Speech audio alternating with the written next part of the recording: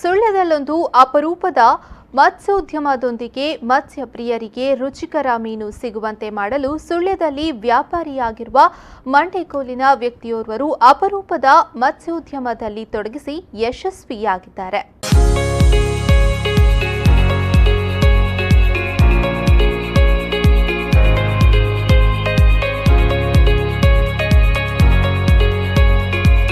ಕತಾರ್ನಲ್ಲಿ ಸುಮಾರು 30 ವರ್ಷಗಳಿಂದ ಉದ್ಯಮಿಯಾಗಿದ್ದ ಸುಳ್ಯದ ಮಂಡೆಕೋಲಿನ ಇಬ್ರಾಹಿಂ ಹಾಜಿ ಅವರು ತಮ್ಮ ಮನೆಯ ಬಳಿ ಕೃತಕ ಕೆರೆ ನಿರ್ಮಿಸಿ ಮೀನು ಸಾಕ್ತಿದ್ದಾರೆ.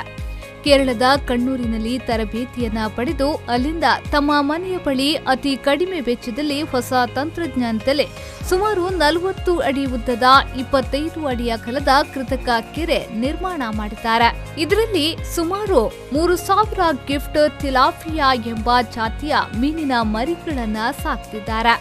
5 ತಿಂಗಳಲ್ಲಿ ಈ ಮೀನಿನ ಮರಿಗಳು 6 ಇಂಚಿನಷ್ಟು ಬೆಳೆದಿದ್ದು 8 ತಿಂಗಳಲ್ಲಿ ಮಾರಾಟಕ್ಕೆ ಸಿದ್ಧವಾಗಲಿವೆ. ಆಗ ಅಂದಾಜು 750ರಿಂದ 800 ಗ್ರಾಂಗಳಷ್ಟು ತೂಕವಿರುತ್ತದೆ. ಈ ಮೀನಿಗೆ ಕೆಜಿಯೊಂದಕ್ಕೆ 200ರಿಂದ 300 ರೂಪಾಯಿ ಬೆಲೆ ಇದೆ. ತುಂಬಾ ರುಚಿಕರವಾದ ಈ ಮೀನಿಗೆ ಮಾರುಕಟ್ಟೆಯಲ್ಲಿ ಬಹಳ ಬೇಡಿಕೆ ಇದೆಯಂತೆ.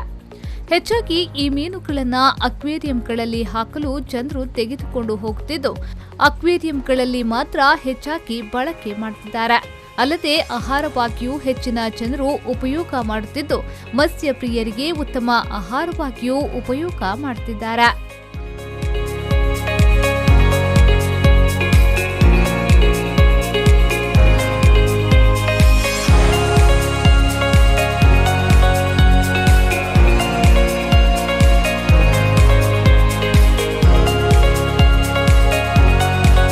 ಹಾಜಿ ಇಬ್ರಾಹಿಂ ಮಂಡೆಕೋಲವರು ಮೀನು ಸಾಕಲು ಸುಮಾರು 1 ಲಕ್ಷದಷ್ಟು ವೆಚ್ಚ ಮಾಡಿದ್ದಾರೆ.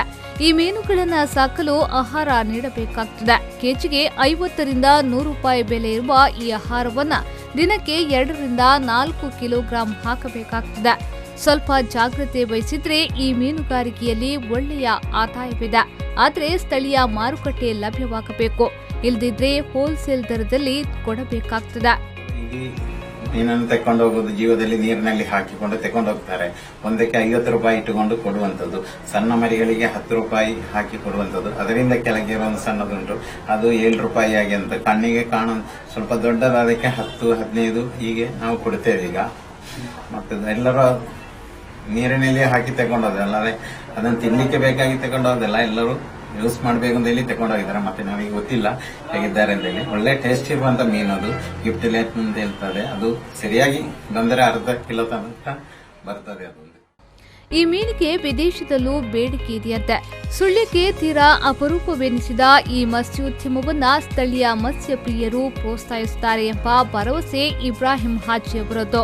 ಅದನ್ನು ನೋಡುವುದು ಮತ್ತೆ ಅದಕ್ಕೆ ಅದು ಮರಿ ಇರ್ತದೆ ದೊಡ್ಡದಾದರೆ, ಮತ್ತೆ ತಿನ್ಲಿಕ್ಕೆ ಒಳ್ಳೆ ಒಂದು ಟೇಸ್ಟ್ಗಳಿರುವಂಥದ್ದು.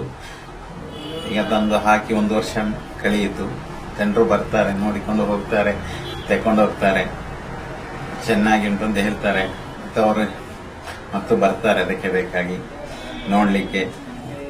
ಆದರೂ ನಾವು ದೊಡ್ಡ ಒಂದು ಮಾರ್ಕೆಟ್ ಅದನ್ನು ಮಾಡಲಿಲ್ಲ, ಮಾಡಬೇಕಾದ ಒಂದು ಅಭಿಪ್ರಾಯದಲ್ಲಿ ಇರುವಂಥದ್ದು. ಈಗ ನಾವು ದೊಡ್ಡ ಮೀನುಗಳಿಗೆ ಒಂದಕ್ಕೆ 50 ರೂಪಾಯಿ, ಸಣ್ಣ ಮೀನುಗಳಿಗೆ 10 ರೂಪಾಯಿ ದರದಲ್ಲಿ ಮಾರಾಟ ಮಾಡುತ್ತಿದ್ದಾರೆ.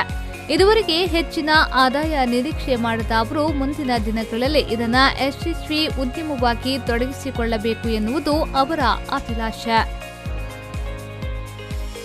ಪದ್ಮನಾಭ, ವಿ4 ನ್ಯೂಸ್ 24/7 ಸುಳ್ಯ.